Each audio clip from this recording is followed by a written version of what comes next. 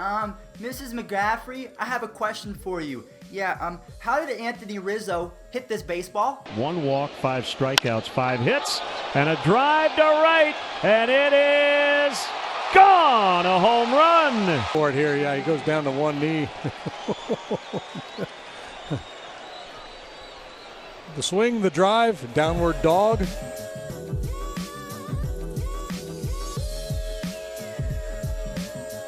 What's going on, guys? It's Fuzzy. Welcome back to yet another MLB recap video, and I am so excited to be able to bring you baseball news because I've been searching around YouTube, and to be honest with you guys, I don't really see other people getting as hyped up about baseball as I am, so let me go ahead and get into the news. Wait, before I get into the news, I do have an announcement to make. So I will be coming out with a second video today, and honestly, it's going to be one of my most favorite videos ever to make because I was on ESPN, my little brother was just on ESPN, so we had two Miklich boys on ESPN in the same week.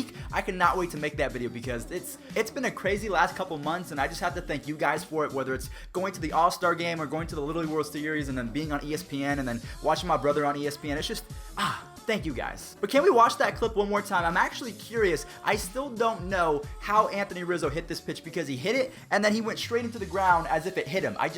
I don't understand baseball sometimes. Alright guys, so our next clip is coming out from Oakland, and we all know who this guy is. Chris Davis. No, not the Chris Davis from the Baltimore Orioles, who was overpaid and having one of the worst offensive seasons in Major League Baseball history. Not that guy. We're talking about Chris Davis from the Oakland A's. This guy, if he is not on your MVP ballot right now, you don't know baseball. Right field, toward the corner and deep, and that baby is gone.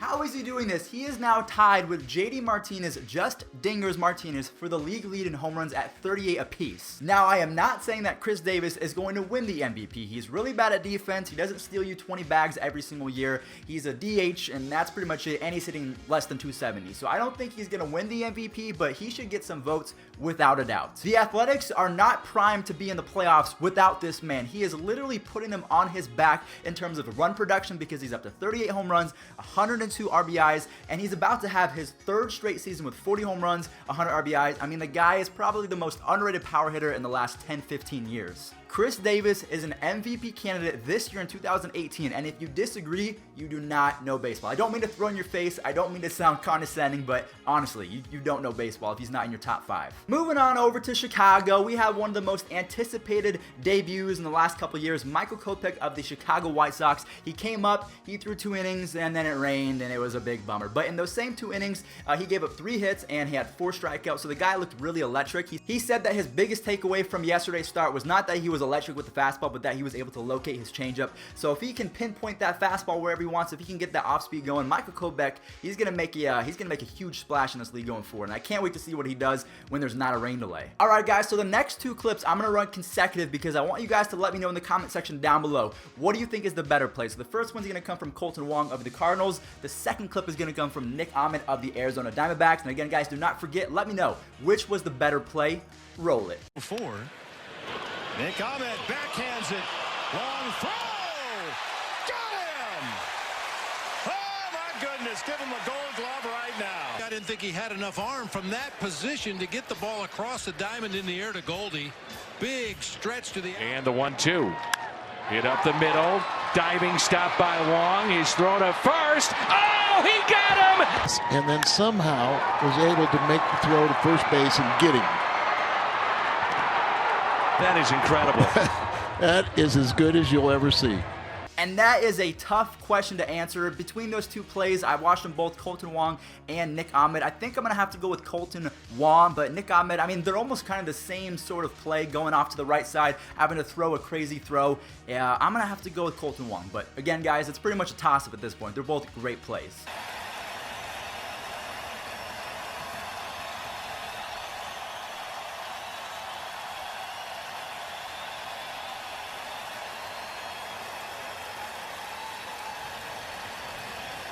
I still can't believe that Giancarlo Stanton is no longer on the Miami Marlins. And to be honest with you guys, I am thinking back to how good the Marlins could have been if things would have played out in their favor. And I hate saying this out loud, but if Jose Fernandez did not pass away, the Marlins might have been a great team. They had Jose Fernandez in his prime, Giancarlo Stanton in his prime, Christian Yelich, Marcell Ozuna, D. Gordon. I can't remember who else they had on their team, but yeah, they would have been really good. So rest in peace, Jose Fernandez, and it's really cool to see Giancarlo come back to Miami and get a standing ovation because, you know, a lot of people hate the Yankees and they just boo no matter where Yankees played, but the fact that Giancarlo goes home, he's on the Yankees and he still got some cheers, that's awesome to see. I'm wondering who is the next big star that's going to get traded. So we saw Manny Machado get traded. We saw Brian Dozier get traded, but Brian Dozier isn't the biggest star.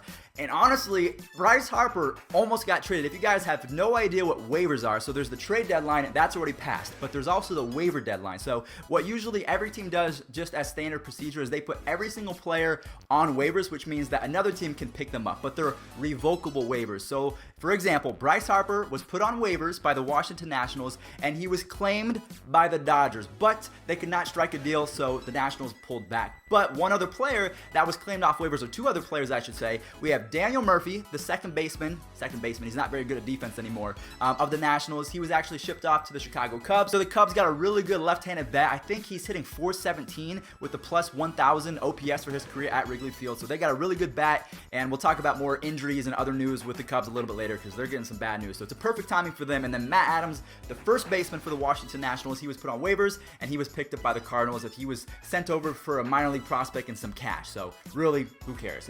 He's going back to St. Louis. Yeah, if you guys didn't know, Matt Adams actually came up with the Cardinals, so he's going back to where he was originally homegrown. And now he's going to have Matt Carpenter salsa. So if you have two Matts on the team and you combine that magic salsa, yeah, you're about to see some craziness out in St. Louis. But the biggest story was the fact that Bryce Harper was not traded. And can you imagine if he was actually shipped off to the Dodgers? I mean, Manny Machado, Brian Dozier, and Bryce Harper all in the span of 1 month traded to the Dodgers. I mean, you got to say Magic Johnson is actually a wizard. He's the greatest general manager that I've ever seen if he was able to pull that off. But the sides could not agree, so Bryce Harper staying with the Nationals. In my opinion, I feel like he's going to be a Nationals for life. I think he's going to sign like a $350 million contract come next season because he will be a free agent, and he's raking right now. He's hitting .360 with like 8 home runs already and almost 30 RBIs since the All-Star break in the home run derby. So Bryce Harper, he's definitely going to be an interesting case going forward. You know what's funny is I saw a tweet a couple days ago saying that the Indians were going to get swept by the Red Sox. Well, let me knock on some wood real quick. That's not wood, it's my shoulder. What am I doing? Well, let me knock on some wood because that tweet, I can't find it because the person deleted it, but the Indians have won 2 straight games against the best team in probably Major League Baseball history. So it's really nice, and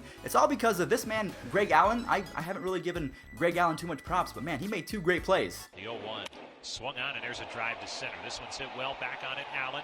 Back on the track, leaps at the wall. He makes the catch. Moreland with a drive.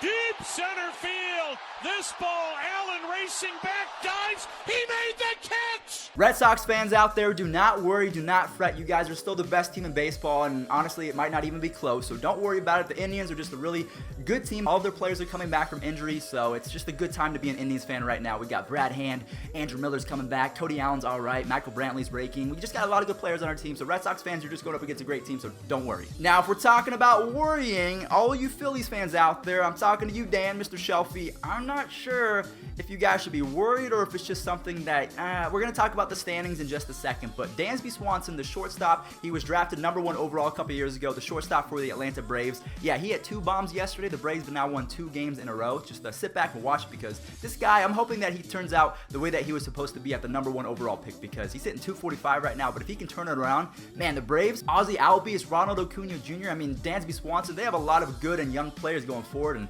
watch out for him. Swing and a shot deep toward left. Did he get enough? Yes, he did. Off Nova. And now another high fly ball. This one belted deep toward left. Dickerson as far as he can go.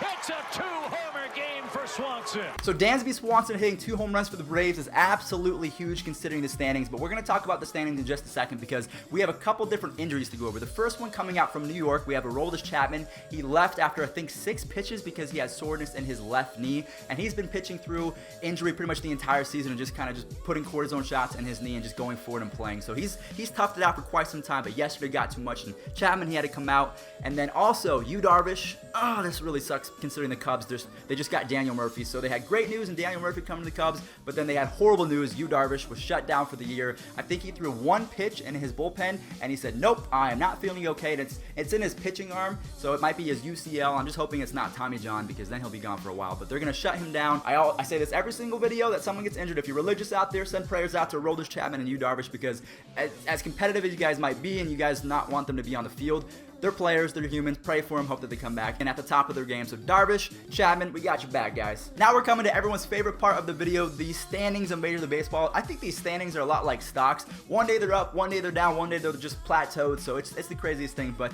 one thing to note, in the AL East, the Yankees are now down by 8 games. Now still a lot of games, but they were as far as 12 games back of the Red Sox. So the Red Sox are 6-4 in their last 10 games. The Yankees are 7-3. So I don't know if the Yankees are going to make an historic comeback, but we'll see about that. The Indians, 13 games up of the Twins, nothing really to look at there. The Athletics and the Astros are now tied again for first place in the AL West, so interesting to see where that's going. The Mariners lost the game. They're 4.5 games back.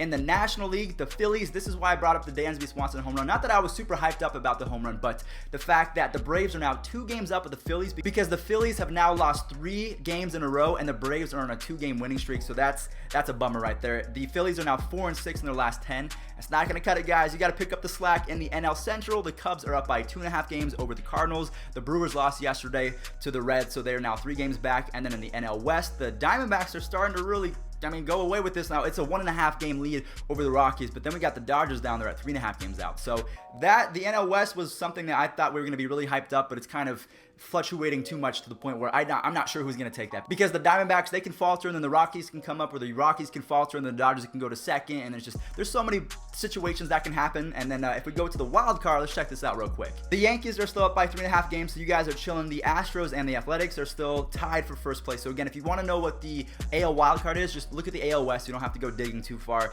In the National League, yesterday we saw 4 teams tied for first. Now there's only 2 teams. The Cardinals are up by half game, the Brewers are tied, and then we got the Rockies, the Phillies, and the Dodgers all within 3 games. So yeah, that's going to be crazy to watch. The Rockies are 8-2 in their last 10 games, as well as the Cardinals. So one thing to note about the Cardinals is Mike Matheny, their old manager, as soon as they got fired, everyone started playing better, and they started playing really good baseball. So if you guys think that managers are overrated in baseball, I don't think that's the case, because if you manage a team not properly, they're not going to play well. So yeah, that's pretty much going to wrap it up for me, guys. Thank you so much for watching. We're getting so close to 50,000 subscribers, so we're going to just keep on chugging along. Again, I will be coming out with the second video for today, so keep a lookout for that, and I love you guys so much. Thank you for all the DMs yesterday. You guys really picked up my spirits, and I'll catch you guys in the next one. Peace out.